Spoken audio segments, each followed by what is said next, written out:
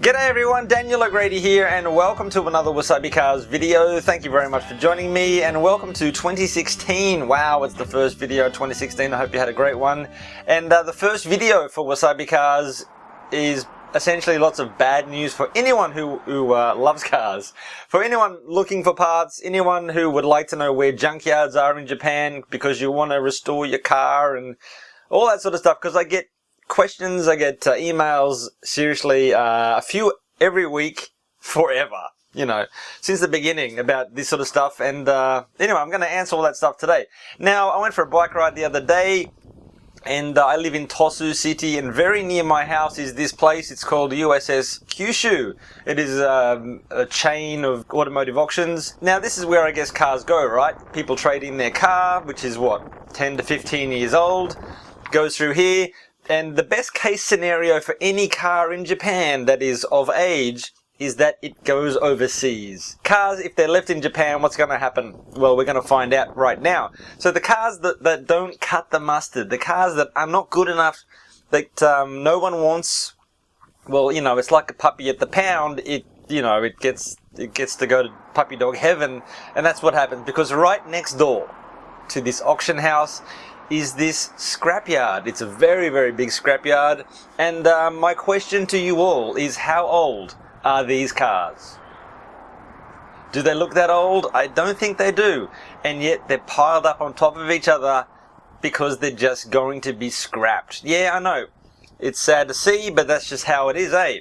Now, they do seem to get front cuts and rear cuts off, I guess, whatever they want, you know, bumpers and whatnot.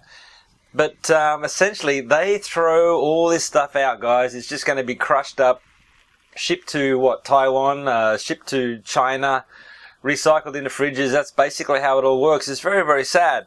Now, I know what you're saying, because, hey, Dan, how can it be?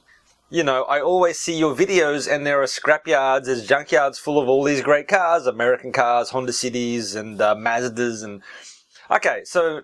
aside from what you just saw, which is where cars go at the end of their useful life, which is too young, mechanics, individuals, they collect cars that they have a passion about, or they're a mechanic and they need certain cars. So one make mechanics are quite common here in Japan. They focus on a particular make and model, whether that could be some Alfa Romeos, or Honda Cities, as I mentioned before. Now, what do I do in this case? So you want parts, because apparently there's all these parts around Japan, which is not true.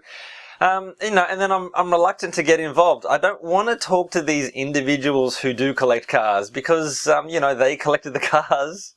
And dealing with Japanese is tough, because what's important to Japanese is a relationship. They need to know you.